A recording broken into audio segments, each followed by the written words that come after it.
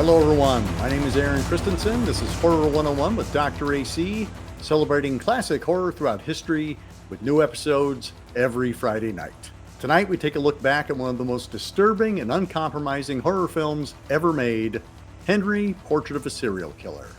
Loosely inspired by the real-life confessions of Henry Lee Lucas, John McNaughton's debut feature is relentless in its refusal to offer comfort, catharsis, or a triumphant finale of good over evil. Originally slapped with an X rating, which made it nearly inaccessible for years, Henry is no ordinary 80s slasher, and what it lacks in graphic cinematic splatter, it makes up for in atmosphere and dread. Michael Rooker, in a chilling breakout performance, grimly underplays Henry as an illiterate drifter who ends human life without remorse, logic, or pattern. Henry doesn't kill for pleasure. He kills because it's simply what he does. McNaughton, working from a script co-written with Richard Fire, doesn't make a cheap exploitation horror film. He delivers a sincere, unsentimental character study. The film follows Henry across a bleak, anonymous Midwest to the urban locales of Chicago, shot with natural lighting, real locations, and minimal music, intentionally blurring the line between fiction and reality. With strong supporting performances by Tracy Arnold as a young woman fascinated with Henry, and Tom Towles as her low-life brother and sometime accomplice to Henry's crimes, Henry remains a stark, nihilistic entry in the canon of independent and regional American horror that still manages to shock and surprise decades after its troubled release. It's time to take a ride on Lower Wacker Drive. We're going to be talking about Henry, Portrait of a Serial Killer, and we have an incredible panel to chat about it with me. Let's bring everybody in. And let's say hello to Jonathan Lucas, beaming in from Australia. G'day, everyone. Hunter Johnson. Thanks for having me, brother. Down the street from me in Chicago, Ben Beard. Thanks for having me, AC. I'm excited. Back in the doc's office, Aaron Abushan. Looking forward to enjoying this family film with everyone. And rounding things out, Rigo Garay. What's going on, everybody? Hello from Brooklyn, New York. And we're going to be chatting about Henry, Portrait of a Serial Killer, which made its very quiet debut in 1986 and then was released upon the world in 1990. And we will be talking spoilers, so please prepare yourselves, everyone. Looking forward to talking deep and dark. Thanks for coming on the show and welcome. Rigo, I want to start things off with you. It was great to see you had signed up for this one. Tell us how you came to Henry for the first time. I believe I was 16 or 17. And I went down a dark path of horror movies. That's when I first discovered Joe D'Amato movies and Cannibal Holocaust. And it just opened up this, I don't know, I had this like weird craving for these really dark and messed up movies. And then I came across Henry, and something about that one spoke to me. And I guess we could get into it later, but there was something about that one that stood out from the rest, you know. Do you remember who recommended it to you or how you heard about it for the first time? Well, like all of us, I feel like, don't we all have that one person that in growing up showed us all the cool stuff? They showed us all the cool music and the good movies and all that stuff. So, of course, I had my older cousin who showed me all the good shit. And I have so much to thank him for. And although my mom wasn't crazy about it, but it ended up working out nicely. And he showed me everything that was so awesome, and I have so much to thank him for. That's awesome. So, yeah. Scott Bradley, who's been on the show before of Hellbent for Horror, he calls that your corruptor. He's like, who's your corruptor? We've all got one. Yeah. Aaron, let's bounce over to you. When did you come to Henry for the first time? It's a long-winded one, and it's funny because I've been on your show before, and you asked me this, and I always have a crap answer. But this one actually is kind of like an urtext for me on some levels. So I remember reading about this when it was originally going to come out, and it was very exciting to me. And I was a really young, brand new horror fan, and I was from even age like 13 or 14. I was reading Fangoria, and I was really into whatever dark stuff I could find, and I wanted to go darker. And this seemed like kind of like the Mount Rushmore, the Mount Everest of darkness to me. Like I found the thing. I was gonna climb it. And then everybody knows, and I'm sure we'll talk about it more, how troubled the release was for this film. and it played in St. Louis for one weekend, and I lived an hour away from St. Louis, and I got a ticket, and I mean, I'd been waiting for this forever. And the night before the film, my girlfriend's appendix burst, and I had to be in the hospital with her the entire time, and so I missed it. And I often will tell people, like, the only reason I know what VHS tapes cost in 1990 was because of Henry, Portrait of a Serial Killer. Because as soon as I missed it, I started to read the trades. I would go to the local video store and I would get the trade catalogs and things from them. I'd be like, when you're done with those, can I have them? And I would just obsessively thumb through it until I could find a copy. And I finally found one, and it was $90 in 1991 or whatever. And I was like, $90 for me. I was a senior in high school. I was like, $90 might as well have been $90,000. So it was a circuitous route that got me, but I finally did see it in the early 90s. And it lives up. True story. Ben, how about you? I have kind of a long story too. Can I tell it real quickly if I go fast, AC? We'll get it. Okay, so it's a story in a story, and it's important. I was with a friend about 10 years ago, and one of my daughters was at dance class, and we were like talking inside the Old Town School of Folk Music, and we were sharing funny stories. And I told him about the time I first saw Henry, Portrait of a Serial Killer. I was 14 years old, and I was with my buddy Robert, and we would always rent horror movies together, and his mom would let us, but she would watch them with us. We tried to get the nastiest ones we could get our hands on.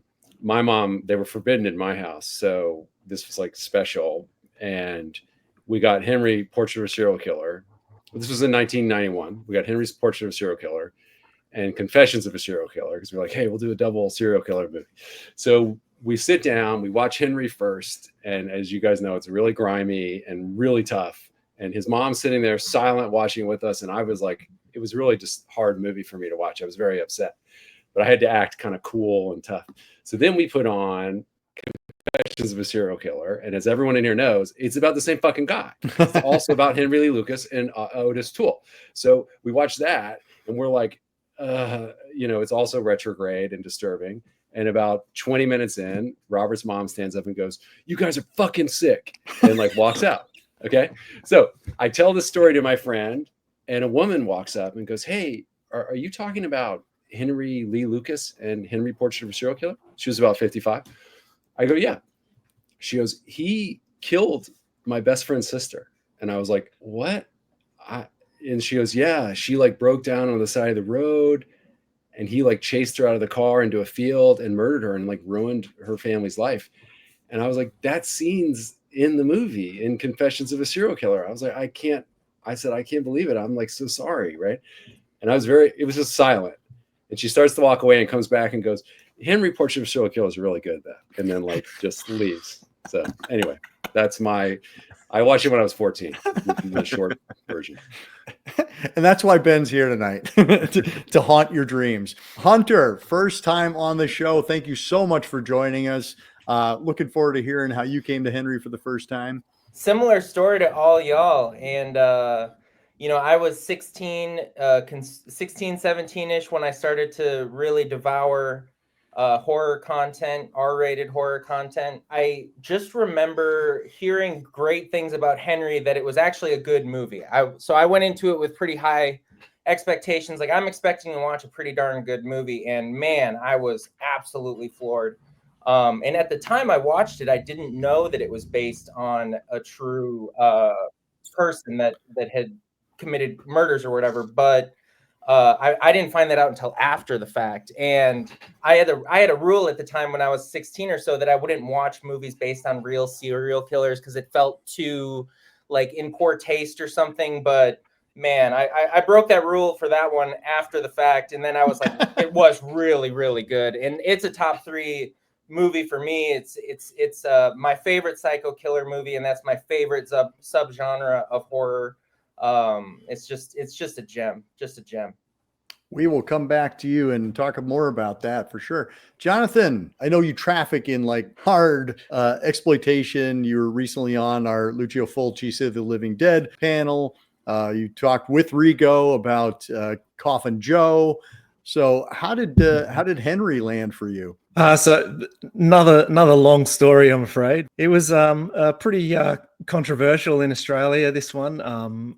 it initially got banned in 1991 when it was first put before the Film Literature Classification Board, and I read about it first in a horror movie magazine called Terror Zone that we had in Australia. It only lasted for 3 issues, but it just happened to coincide with the time that Henry got banned. So there was an article about that in there. And then shortly afterwards, we had the sort of the biggest Christian conservative figure in Australia is a guy named Fred Nile. He's kind of Australia's equivalent of like Jerry Falwell or Pat Robertson or something like that. His wife went on a big campaign against the movie to ensure that it never got released in Australia, and so that was kind of in the news a bit. She had never seen it, obviously, and she, in fact, didn't even know the title of the movie. She called it Henry's Study of a Serial Killer, and so by the time it actually got released in 1993, I was pretty pumped up for it, and I guess that's one of the reasons why this movie is special to me, because I didn't grow up in the UK in the 80s, so I never got the video nasty period, and Henry is kind of like my own personal video nasty. I got to have that experience of the movie that the powers that be didn't want me to see. Nice. Yeah, I had just moved to Chicago in 1990 when this film had its re-release and was being championed. And my college roommate and I, who moved out here together, we were like, okay, cool. And I don't think we'd read enough about it to know that it was shot in Chicago. But here we are, we're watching it, and we're like, holy crap, we've just moved into Henry land. Lower Wacker Drive was haunting to us. I mean, anybody who's been to Chicago knows that Lower Wacker Drive is scary on a good day. So after having seen Henry Portrait of a Serial Killer, you're like, no, do never, ever, ever, ever go below the city. I was familiar with Michael Rooker. He'd already started making some appearances in films like Sea of Love and Mississippi Burning. So I knew that I liked him as a performer. Towles and Tracy Arnold had both come from the Organic Theater in Chicago, which was Stuart Gordon's stomping ground. I was like, well, okay, this is truly Chicago independent filmmaking at its finest. Like many of you, this was not the usual horror fare. I was accustomed to the splashier Jasons and Freddys, and here was this thing that was just like, you talk about the shark in Jaws with its dead eyes. It feels like this movie has dead eyes, and it's just looking at you and going, this is what it's like, kid. What are you going to do? Equal parts fascinated and horrified. And I think it was either that summer or the summer after that Jeffrey Dahmer, his crimes came to light. I was like, what are we doing here? I want to go home to Colorado, like right now. There's a great video called In Defense of Henry. It's a featurette that's on the Dark Sky release.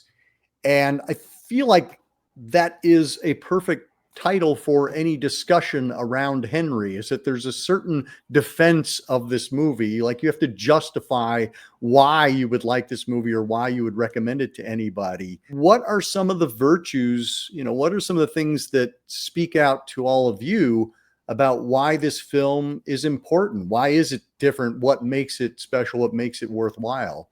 Hunter, let's go ahead and start things off with you.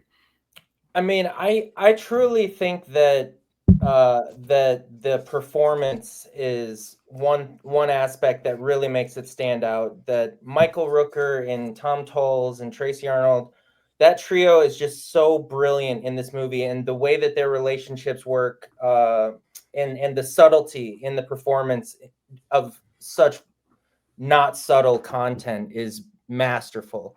So that's one thing that really drew me in, is that you really empathize with these people, even though you shouldn't be, like, at all, or you know what I mean? Like, and that's a tricky place to put the audience member, because for some reason you like these people, but you really shouldn't. And yeah, so that's one aspect that I think stands apart from other, especially 80s, slasher movies, where it's kind of more cookie cutter caricatures or, you know, cookie cutter archetype people. This was just such an intense character study that to me really rocked me. We had a glut of 80s slashers, and you know, we were certainly at the tail end of that by the time this movie came out.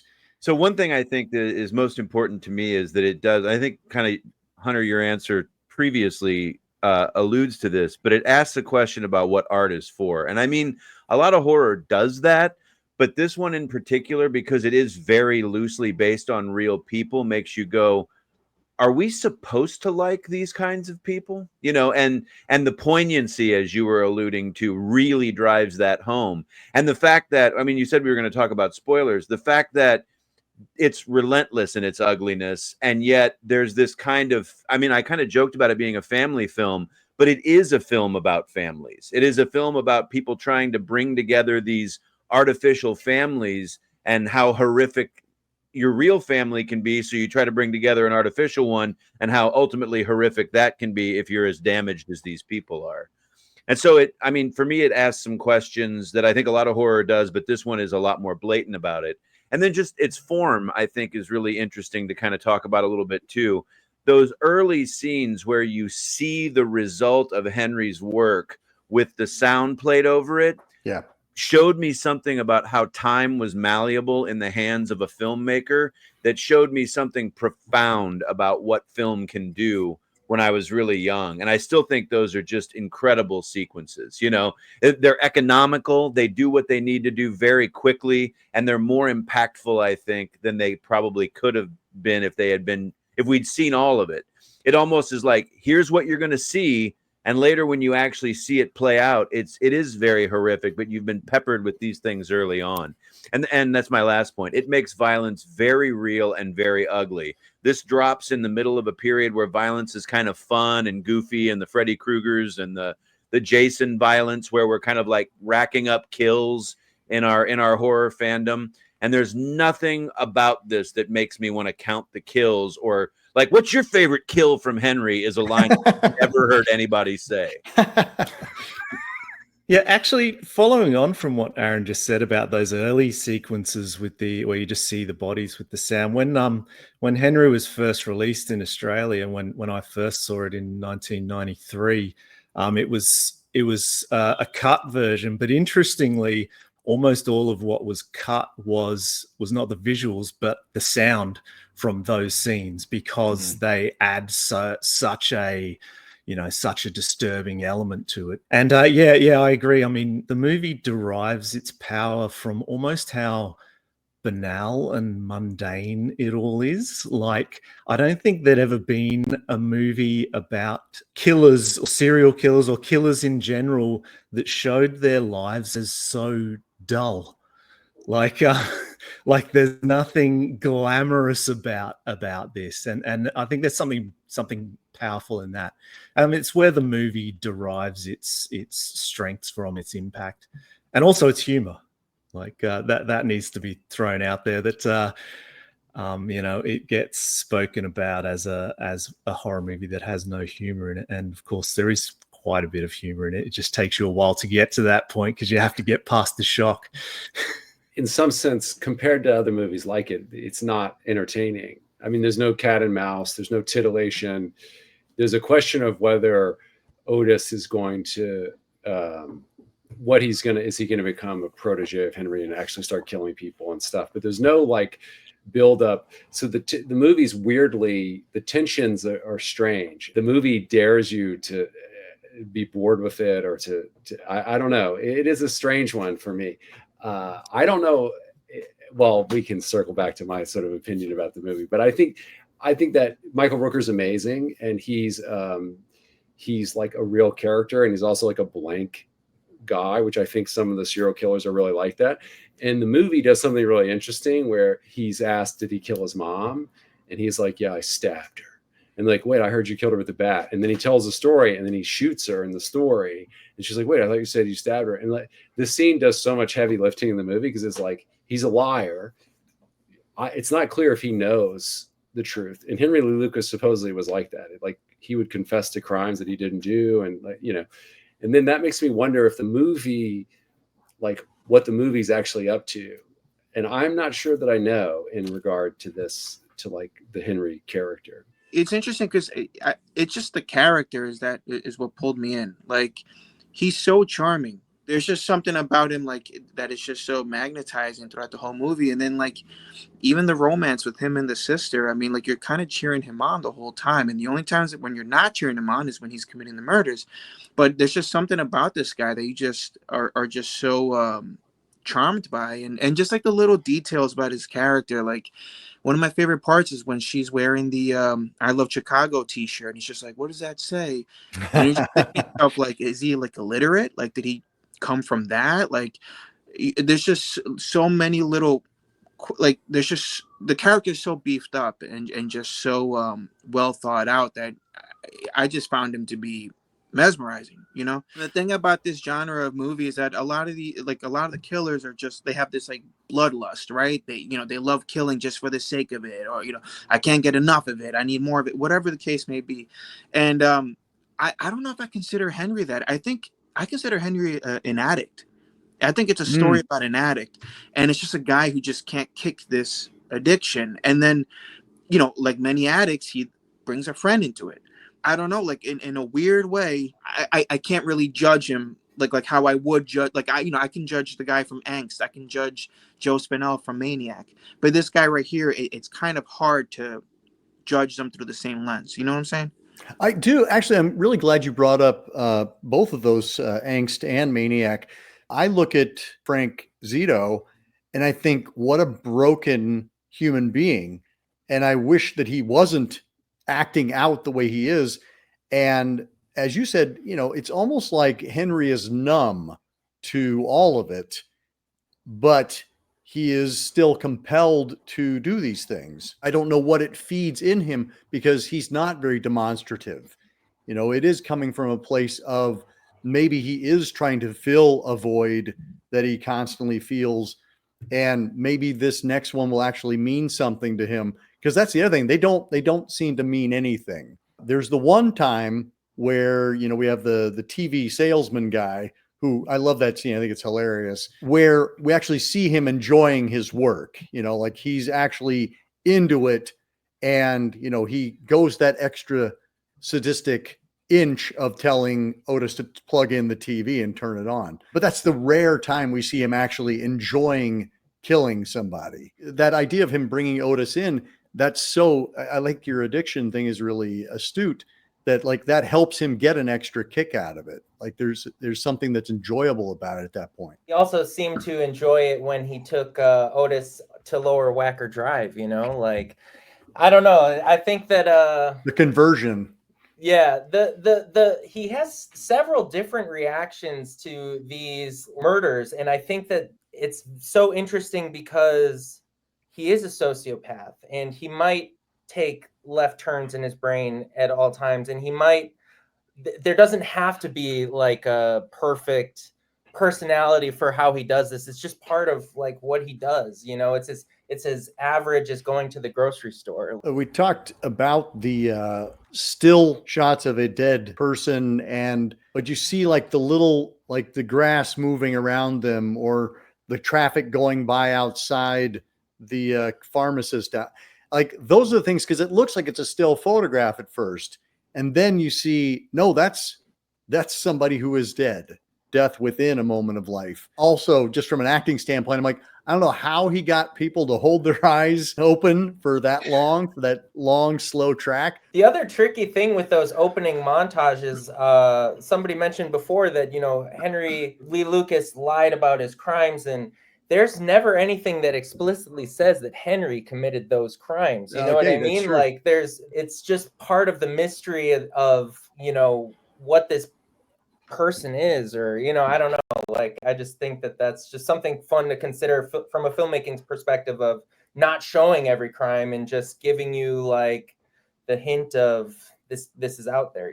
Well, that people are going to stumble across dead bodies all the time, and you don't know what happened to them. All you have is this dead body, and you have to write the story around it, and hopefully find somebody connected to it. That was something that also struck me, like his approach to murder. It's not like this brilliant master plan he has. He's just like, you just got to keep changing it. You got to keep moving.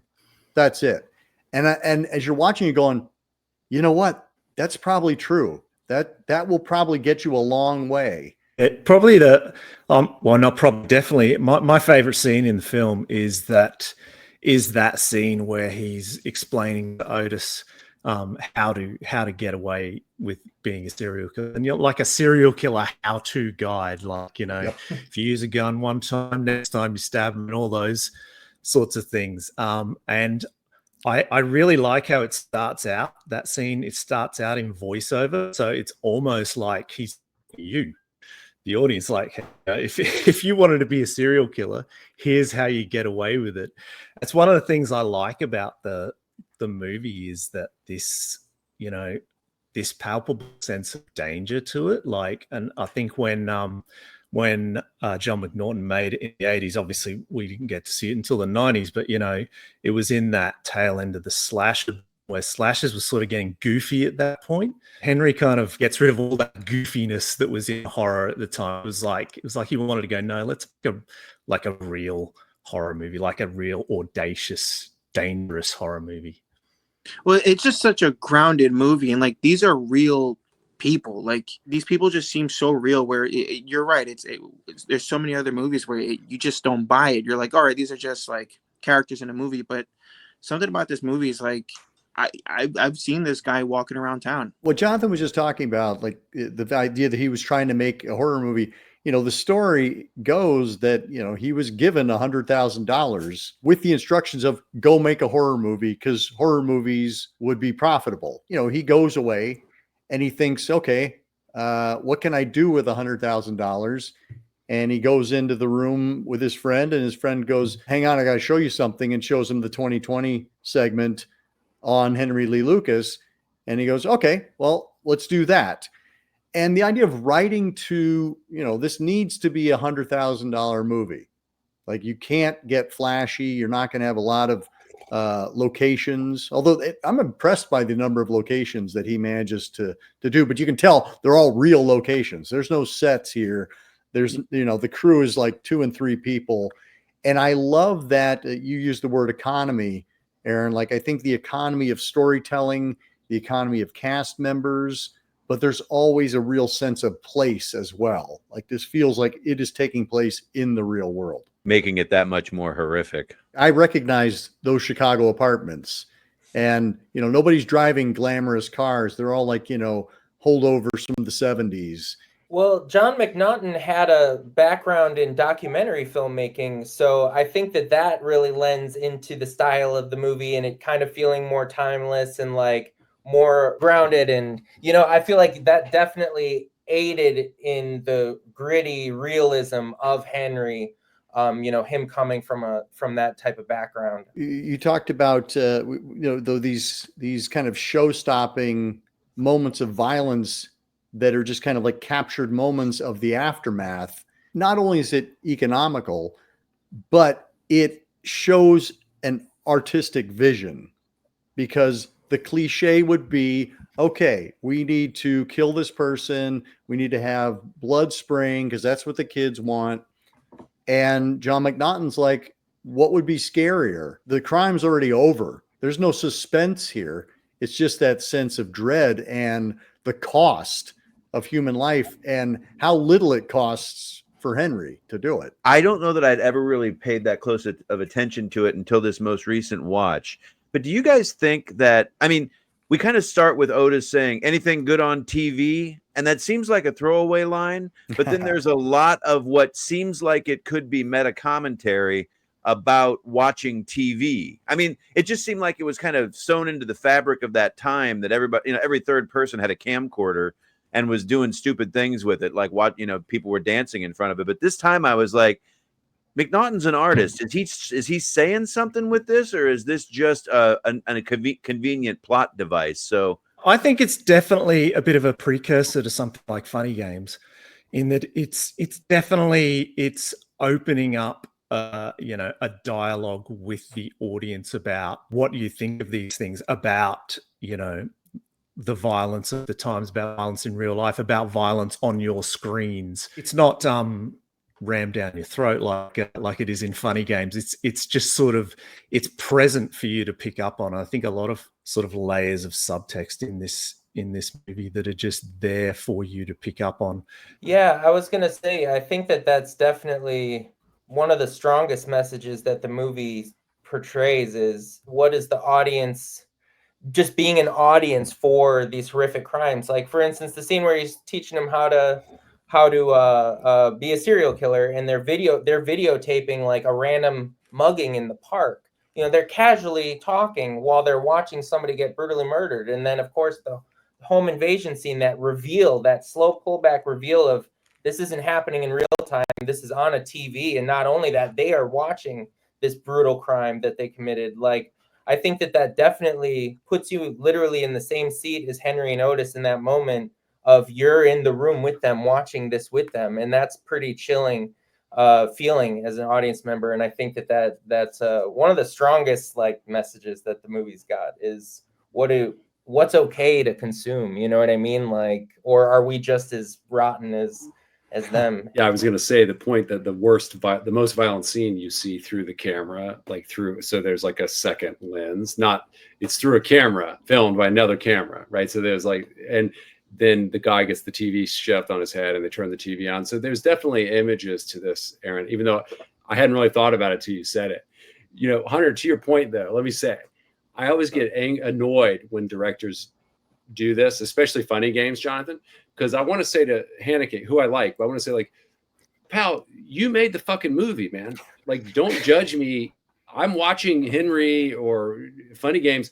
I didn't go out and like spend 6 months of my life making a grotesque, violent movie. You know what I mean? Like, I don't like feeling judged in that way, even though, Hunter, I do think that's in there, right? And Jonathan, I think that there's a valid point, but also I'm like, I didn't create a grotesquely disturbing, violent home invasion movie. I didn't do that, like you did. So let's just make sure we know who's responsible for this. Valid. But Aaron, I do think your question is well put. I mean, it's an interesting layer that I hadn't, until you said something, I hadn't really thought about it. I was just gonna quickly add. I mean, the home invasion scene, when you actually see it as well, you see the edges of the TV around the screen. So when the question is asked, what's on TV, that's what's on TV. McNaughton, in one of the featurettes, he talks about how the home invasion scene is so powerful because video is now, whereas film, it feels like there's a remove to it. Film, you had to go away, you had to develop it, you had to process it. Video is happening right now, so there's an immediacy to it. Otis's line of, well, Henry asks him what's he's doing because he rewinds it, and Otis is like, I want to see it again. I don't know if that's a commentary on horror fans or on cinema fans in general, but we do want to see it again. I mean, all of us here, I imagine, came to Henry going, oh shit, I hear this is going to really, fuck you up. And we're like, okay, let's do it. Let's enter into this contract with a filmmaker that says they've got something new to show you that you've never seen before.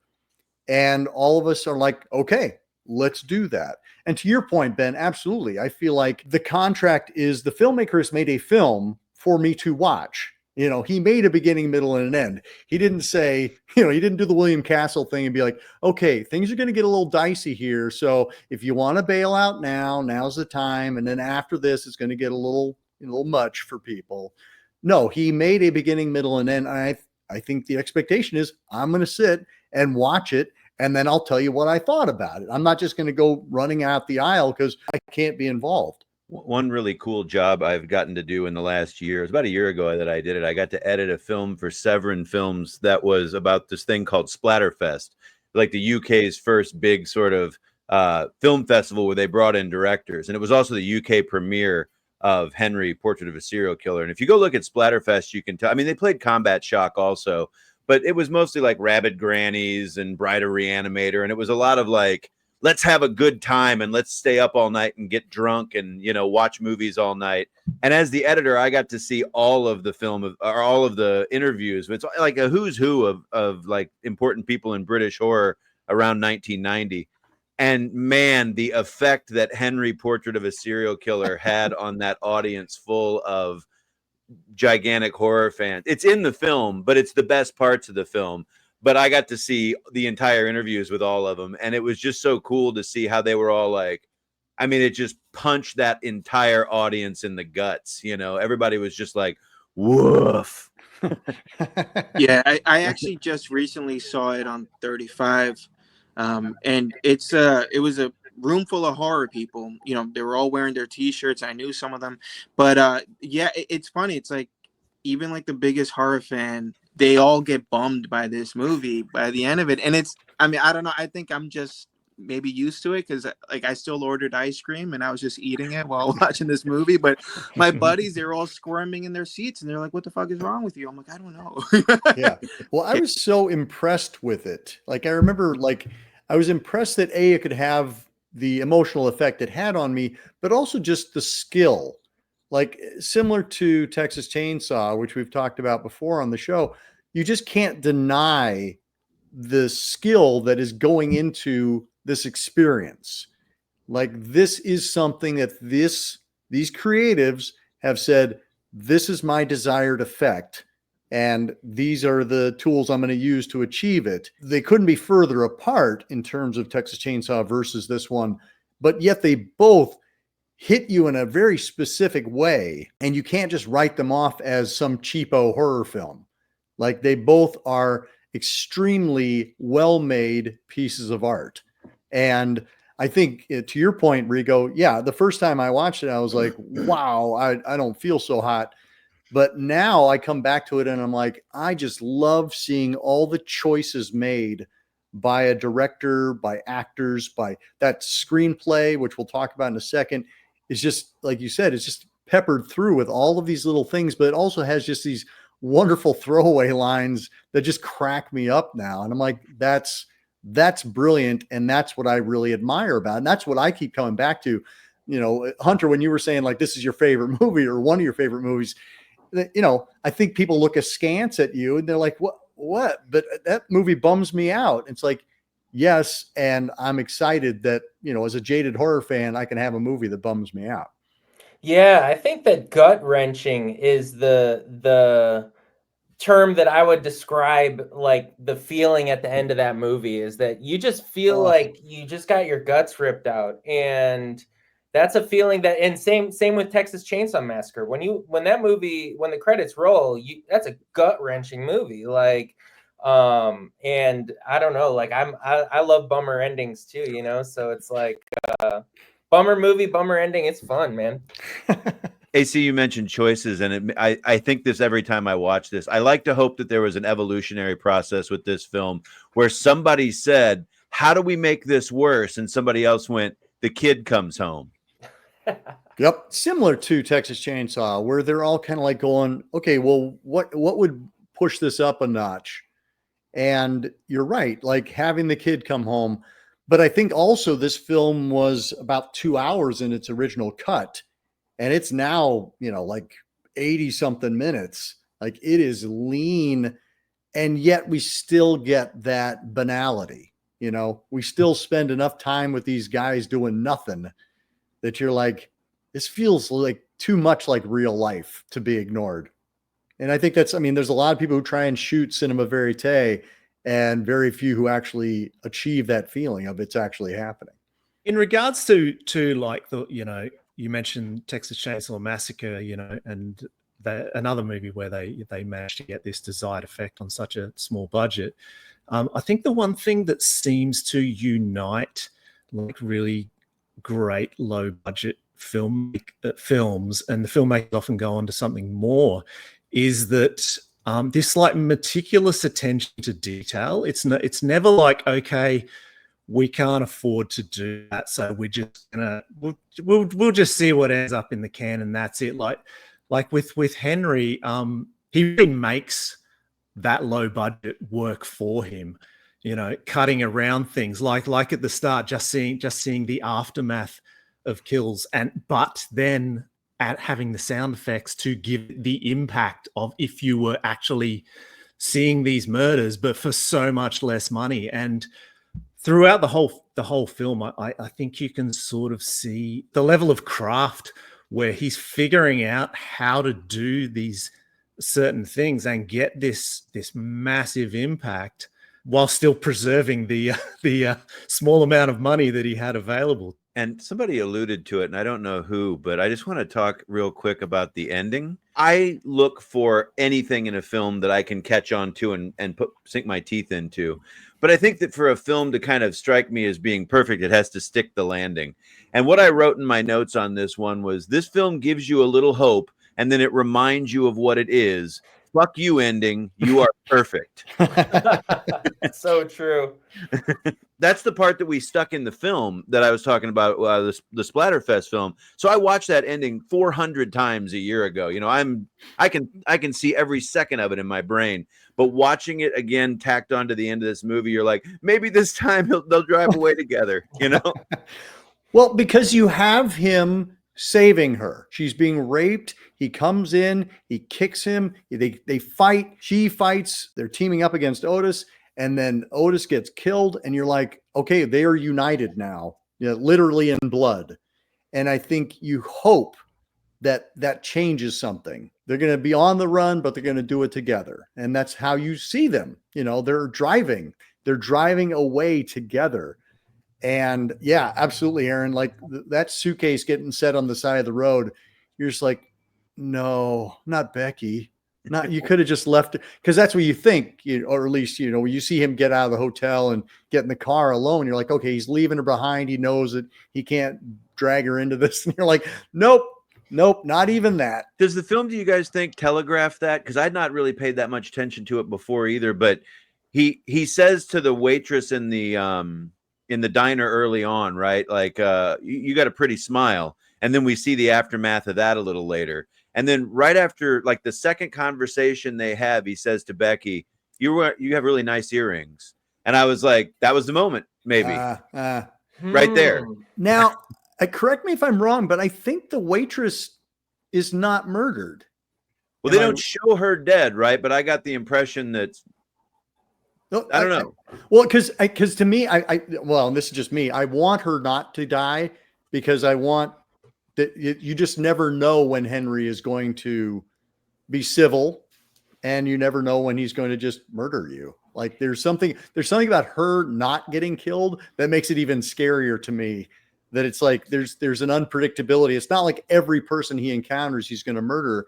It's like, no, every once in a while he leaves, a tip and walks away, and you get to survive. Now that you bring that up, I'm like, I wonder if there was a moment where he thought maybe he would kill Becky, but I don't know. It seems to me like he just was looking out for number one, and he can't.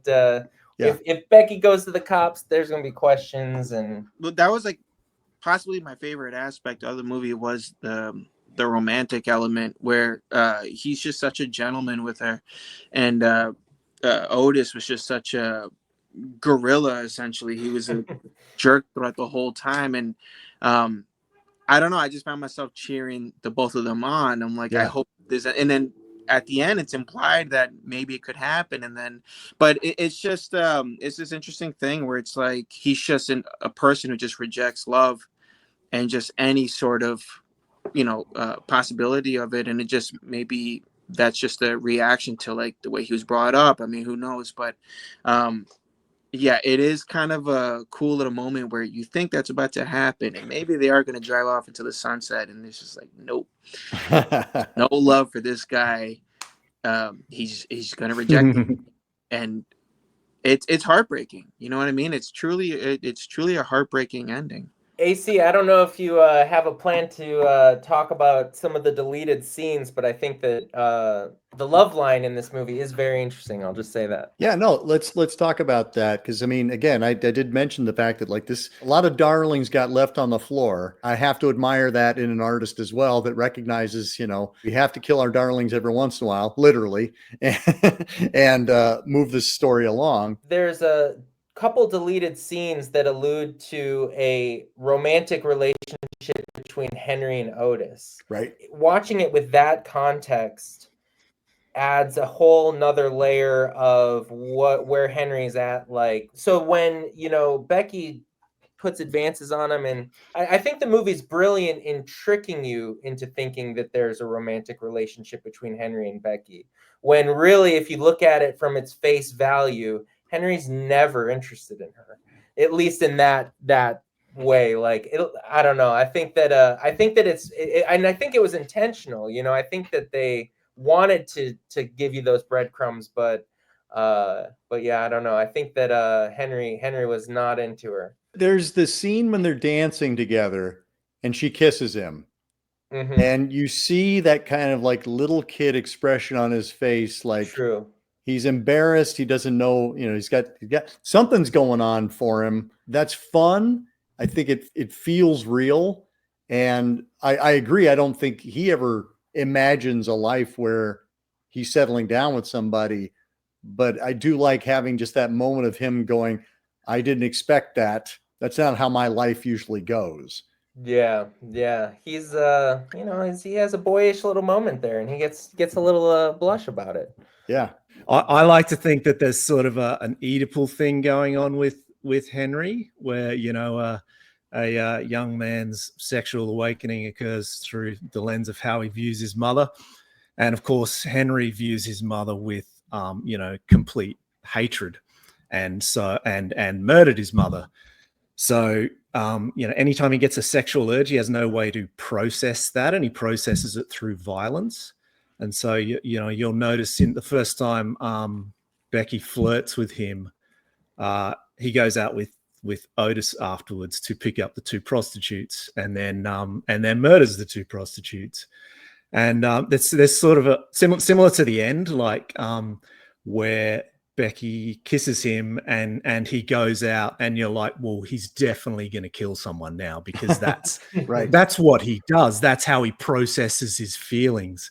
So I don't know if I'm reading too much into it there, but that's how I like to view the film anyway.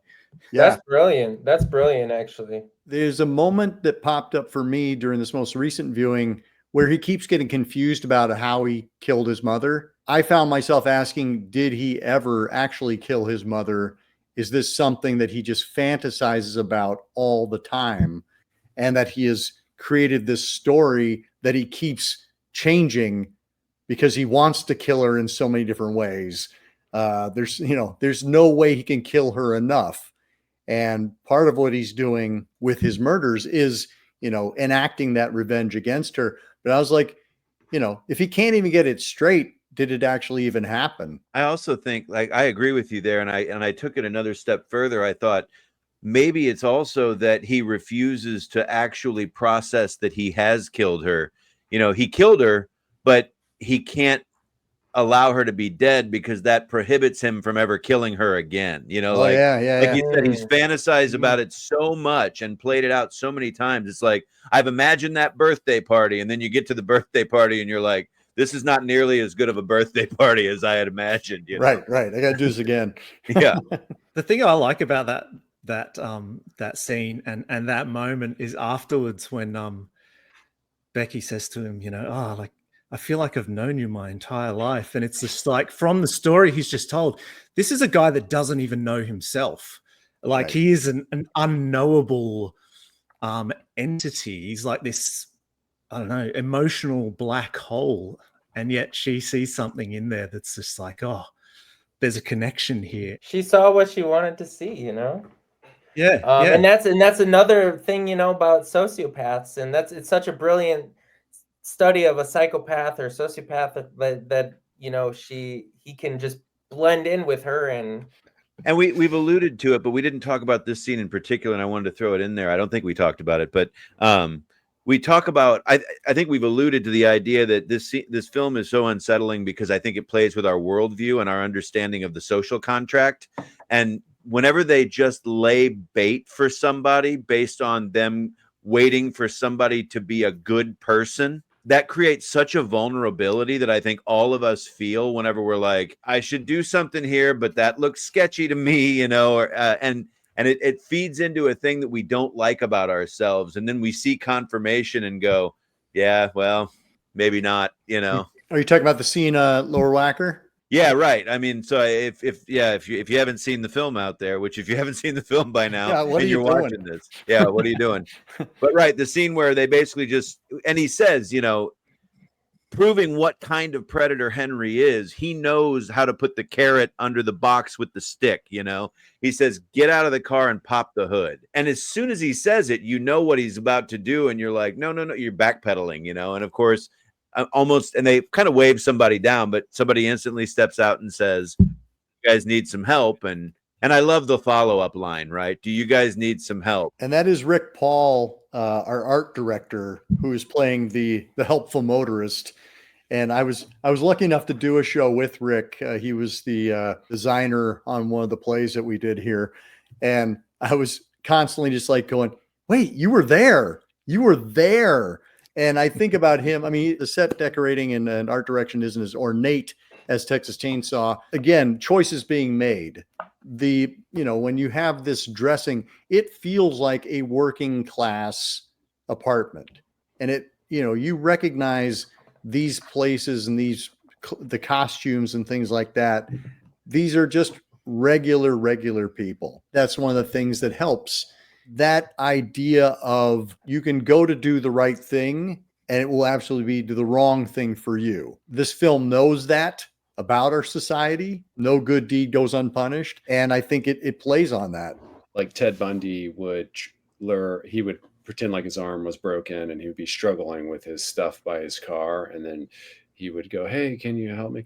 And when a woman came over, then he would take his broken arm and like smash him over the head. I saw the 2020 Henry Lee Lucas special. It was disturbing. I could see it must have been a rerun, but I could see why it inspired him to do it, because at one point they had credited him with 60 murders because the FBI was like just giving him all these unsolved murders.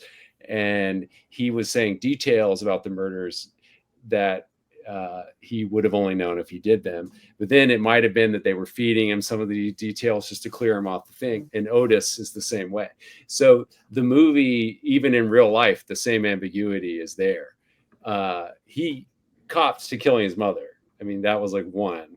And at one point he was down to 3 murders. So, it's an interesting, it's sort of like the art life thing. Questions are there on both ends of this movie, because in real life, who knows? This most recent viewing, I was watching the featurettes. McNaughton makes his comment about the poetics of idiocy, moments of profundity that come out of these seeming simpletons. And it reminded me of, like the Coen brothers with Raising Arizona with H.I. McDonough, just the stuff that comes out of his mouth. You're like, that guy would never say that. And yet it sounds completely normal and informed. And I feel like, when we have that speech that Henry gives about being a serial killer, like there are things that just feel rather profound, and it's coming out of this guy who you would not say, oh, what a sage person he is. I love the line in that speech where he's talking about the modus operandi, and he goes, that's Latin. Bet you didn't know any Latin. Like there's so many little throwaway moments like that just made me laugh now.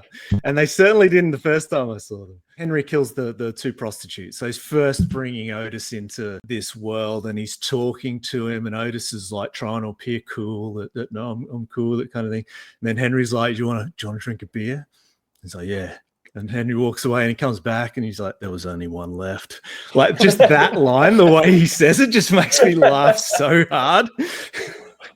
Well, and I love that shared beer moment, because he pops it, he drinks it, and then he looks at Otis. He's like, there was only one, and he kind of gestures like, you want to share? Well, But it's like a hillbilly communal moment, right? Like, well, we gotta seal this deal over an old style. Yeah. Cool. Any other thoughts? We're just going to circle around if nobody has anything else they want to bring up topic wise. I've got a couple of things actually. Yeah, If that's all right. No, who's running out of time. Of course. I think one of the things I think is interesting about this movie is the way it deals with misogyny. Misogyny is obviously a sort of a topic in any movie like this, and yet like I find it fascinating how towards the beginning of the movie, we see like multiple female corpses. One of them kind of astoundingly brutal, the bottle in the face, which we're attributing to Henry.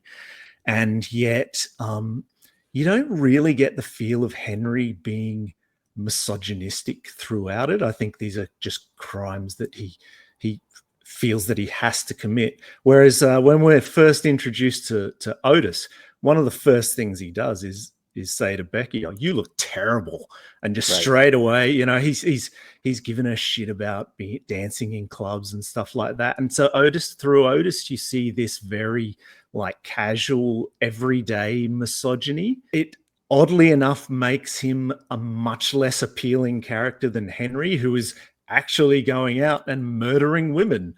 Like obviously that's not something that is true in real life, but the way it plays out in the movie is really fascinating to me. They're different classes of predator, right? I mean, I feel like Otis is this opportunist predator who wants whatever is immediately available, but Henry has a worldview, and I don't know if I've ever cracked the code exactly on what it is, but there's very clear lines for Henry that cannot be crossed. And for Otis, it's just going deeper into a jamboree of some kind. Just sort of, it's a bacchanalia that keeps adding parameters. Whereas for Henry, there's a box around this. And if you transgress and get outside of the box, well, you end up getting your head cut off in the bathtub. Well, because Otis does not seem like a homosexual, and yet he's making advances on the high school kid.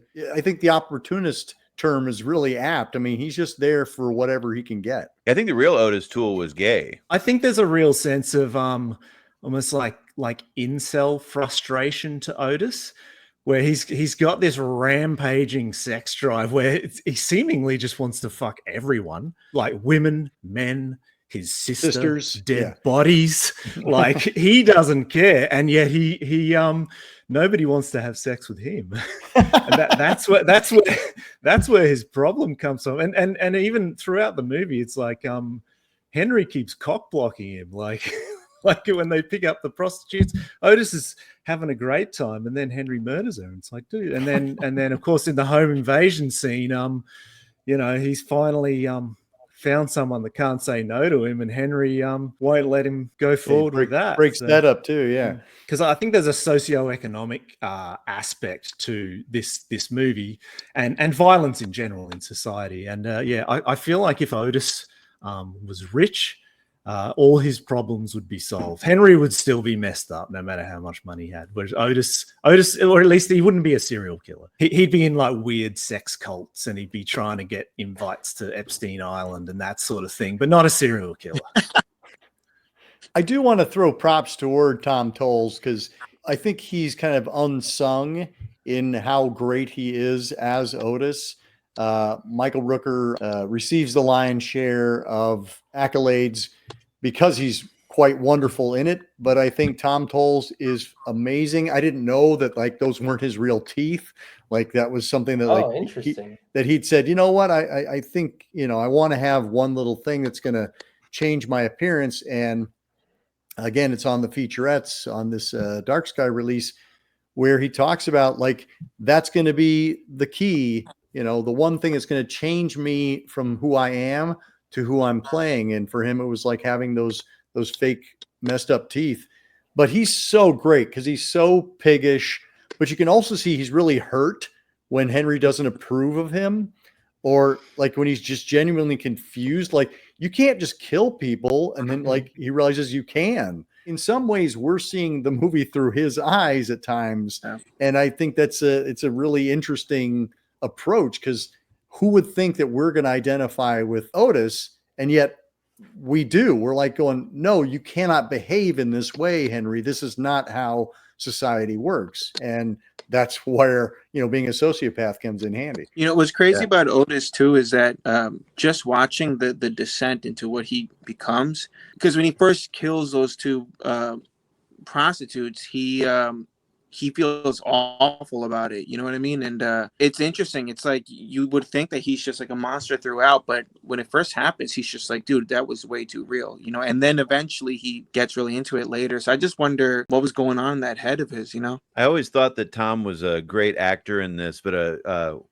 one of my good friends turned out was actually pretty close with him. And he always said, I never met Tom, but he always said, Tom in real life is one of the kindest, most giving people that I know, which I think is amazing if you see the kinds of roles that he often got, which I think after this, were often in the shadow of this, because he often played piggish people. So I think it just shows a little bit even more of how profoundly good of an actor he was. That because for a while I was just like, well, he must be nasty in real life. Yeah. His facial expressions alone, it was just amazing. Like he just popped each time he was on screen, just with his wide eyes. Like, oh my, you know what I mean? Like he was just great. That laugh that he's got is so cringe. Yeah. And that amazing disco shirt that he wore when he went out. Right. He just pulled that thing right off. He's got style, man. And then Tracy Arnold as Becky just really grounds it with a sweetness. She's a mom. I think you're really rooting for her to turn around, and knowing the entire time she's under the same roof with a murderer and then two murderers. You're like, well, Becky, you got to get out of there. And so when she's inviting Henry to go with her, you're like, maybe not. And she's trying so hard. You know what I mean? From the start of it, you just feel awful for her because she just came back from an abusive household, and she probably grew up in an abusive household, and then she just entered another abusive household, and she's just trying to find a job to support her kid and all that. And then it's crazy just seeing her getting punished at the end. You know what I mean? On that same subject, there was another scene in here that I've never really paid much attention to, but there's that little tiny snippet where she's washing that lady's hair. Yep. And the lady's terrible. She's like, they don't even speak English. And it just struck me that, you ever feel like there are those moments in your life where you can't find the escape velocity to get away from all the horrible people? Like you just keep trying to better yourself, and yet then everybody around you is really negative, or it just feels like she's just a sweetheart who's surrounded by just vile and toxic people. And that's also how the world is sometimes, It's a grim look at reality. Let's just go around talking Michael Rooker. He's pretty remarkable, and I think he is similar to Tom Towles. He kind of got stuck in that villain mode for a long time. I remember seeing him as kind of the hero figure of Cliffhanger, like him and Sylvester Stallone were the good guys, and I was like, Michael Rooker's not a good guy. That's impossible. It can't be done. So it was fun to see him kind of start to turn his career around. And I just think he's become, just universally beloved by certainly horror fans. I mean, I remember he came to Chicago when he was promoting Slither, and him and Nathan Fillion, that's the funniest Q&A I have ever witnessed in my life. It was so hilarious just watching those two give each other shit. But yeah, people's thoughts on Michael Rooker as Henry. The power that he brings to the role is such that it took me decades, I think, to get over him in this role. I would see Henry. It's like, oh, look, it's a Marvel movie, and there's Henry. It really took a long time because he's just so good. He just owns this role profoundly. This would be Michael Rooker's gravestone movie. Every actor, would have one movie on their tombstone. He is Henry. And I think I mentioned earlier, I just think that it's the best performance of a pure psychopath in cinema history. And that's credit to the screenplay, but mostly credit to Michael Rooker's just grounded, gritty performance. Just one of the best performances, if not the best, in horror history, in my opinion. Like, it's interesting because often a lot of villain characters in horror, they look like they'd be a lot of fun to play, and this one doesn't, and that's what he brings to it. There's this like a deadness to him, to his soul, that moments when he's not even talking and he's just there, this like deadness to his eyes is just so perfect for the character and for the movie. Like, I mean, obviously, it's a portrait of Henry, so the movie sinks or swims on how good Henry is, and obviously he is absolutely spectacular and a huge reason of why the movie's so great. I completely agree with what you just said. It's I just love that he's not this like bloodthirsty maniac throughout the whole thing. There are moments where he's just so grounded and real. Like even when Becky was like, "Oh, I'll sleep on the couch," and he's just like, "No, please, take my room." It's all, and it's just like there's just something just so real and like, I mean, at times even relatable about the character, and it's all through the performance. He's just it was truly just what a treat to see him do it. He's so quiet through most of the movie, and it's a choice, and it works because he is unknowable, I think, in the movie as it exists. Like, there's no origin story, no one's chasing him, there's no revelation, there's no epiphany, there's no growth. Like, the other characters are more interesting in a way because they are changing and shifting, but something about his eyes are just, I don't hold this movie as high regard as everyone else here maybe, but his eyes alone are just so unsettling, and he's not like that in every movie. It's not something about his eyes, there's like an acting that he's doing, and it is, he's special in this. Well, he was a Chicago actor. He came from Alabama and then went to school here in Chicago and was working in the theater. And Jeffrey Lyle Siegel, who did the amazing makeup effects, I think that's something we haven't talked about, but just like we talk about those scenes of Aftermath, like that scene of the woman with the bottle in her face, it's so gruesome, incredibly well realized. But Jeffrey Lyle Siegel also cast the film. He was directing a play, and Michael Rooker was in it. And he said, "You know what? I think I got your Henry for you," because they were looking. They couldn't find the guy. And then Michael Rooker walked in, and they were like, "Please God, let him act," because he was like, just the presence he brought, his physicality. And turns out, as you said, Ben, he can act. This is a performance. And it was actually something he was interested. The reason why he wanted to do this movie is like, I think I could do something interesting with this that other people might not. And I also think it's really kind of a blessing for him. This movie did not get a wide release, but it made the circuit with the festivals and filmmakers. And so he was already starting to work. Like I said, he was already working in Hollywood by the time this movie got released. So he didn't have to get out from under the shadow of Henry. He was already established himself as a real actor. And so when Henry finally came out, it's like, oh yeah, there's also Henry, but there's also this body of work that he's already started to create. I think he showed up to that audition too, straight from work. So he was dressed all blue collar and everything. Yep. And that aided to his look.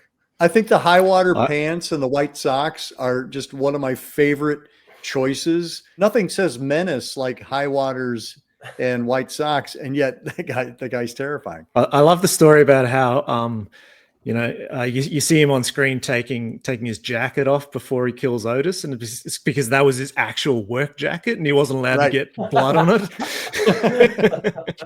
That's hilarious. Yep. I didn't know that. Cool. Well, let's circle back around, offer our final thoughts on Henry, Portrait of a Serial Killer, celebrating its 35th or 39th anniversary, depending on who's doing the math.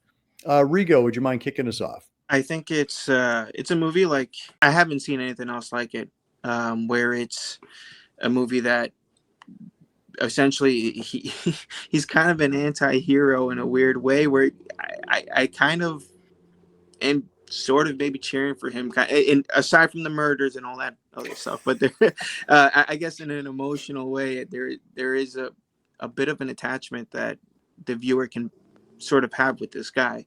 And yeah, I think it's marvelous, and I think that Michael Rooker is incredible in this. I think Tom Towles is great, and it's definitely a movie that has stuck in my head for many, many years.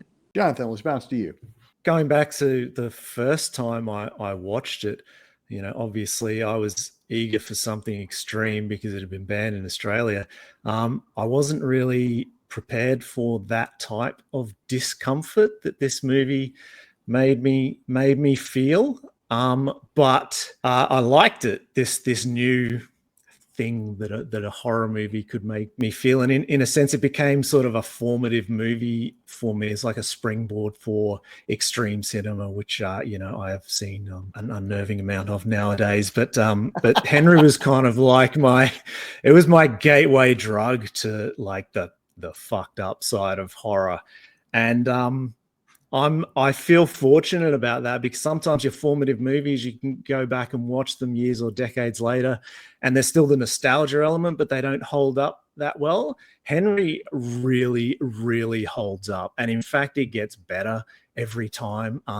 New layers unfold the more you watch it. Like, if at any point you ask me what my favorite viewing of Henry was, I would say the last one, the most recent one, because it's the one that I will have picked up on something new that I didn't notice before. So yeah, I think it's an amazing movie and one of my favorites. Aaron. Yeah, I'll say that this was a movie that was, as I said, it was important to me. It was one of those like really hard to find, and I couldn't wait to see it. It has cast a massive shadow over my life. And it is also a movie that I have probably only seen 5 times, which, if you know me, that's weird, because it is a movie that I like a lot. And it is also a movie that I don't find myself needing to revisit a lot, because it requires you to be in a very particular place. And I think that speaks to its power. And revisiting again this time, I was like, wow, every time I feel just as dirty and I feel just as ugly at times in this movie as I ever have. And what else do you want out of a horror movie? Ben? I admired it more than I liked it for a long time. And it was a very unsettling movie to watch at 14 with my friend's mom and my friend. So like that and I Spit on Your Grave were movies that I would talk about. And I wish I could unwatch them. I've rewatched it a few times since, and it definitely has power, undeniably has power. And it is so grimy, and it refuses to draw conclusions, right, about anything really. And it has internal puzzles or mysteries in a weird kind of way, but the movie does not entertain. It intentionally doesn't want to entertain you about the murders and stuff in a way that I admire. Aaron said it has a worldview, and that worldview that it depicts is one that I don't believe in. And so this movie is troubling for me. It's a hard one for me, because I actually don't think that we live in a world where everyone's gobbling each other up and everyone's out to murder or whatever, metaphorically, get up on everyone else around them. And if that is the world we live in, I don't want to live in that world. So Henry, it's a special movie. I'll leave it at that. It's a special movie. Yeah, that's very interesting. Yeah, the worldview in this is gnarly, but Henry is one of my all-time favorites, man, and it's the best psycho killer movie ever made, in my opinion. And I'm a VHS guy, so one of my favorite tapes, obviously, is the Henry Portrait of a Serial Killer. It's really gross-looking tape too, with like stickers and grime all over it. But this has been a staple in my collection. And then I have the Henry 2 to sit next to it. But my girlfriend got me this.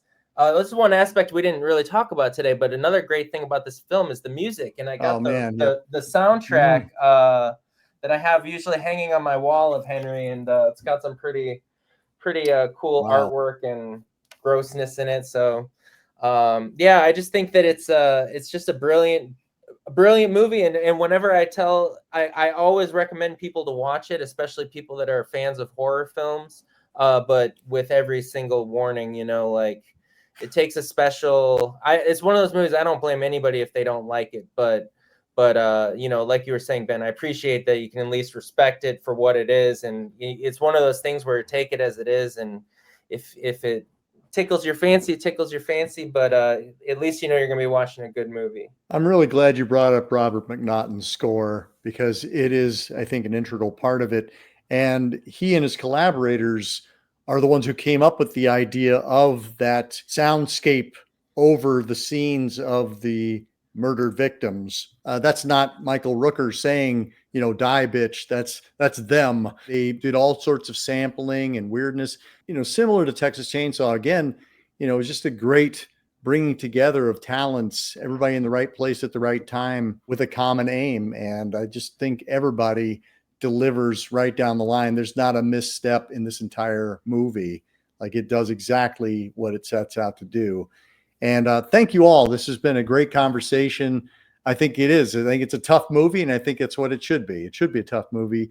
And it does show us how horror can be something else. I'm always excited when a horror movie shows us a different side of horror. And this is certainly that. Kind of to your point, Aaron, like, I don't watch this one a lot, but I was glad for the excuse to break it out again and to dig in and be like, John McNaughton, this was a beginning of a career. It was a beginning of a career for a lot of these folks. And it's just wonderful that it does still hold up all these years later. Looking forward to having you all on again very soon. And until next time, keep searching, keep exploring, and keep sharing the scare.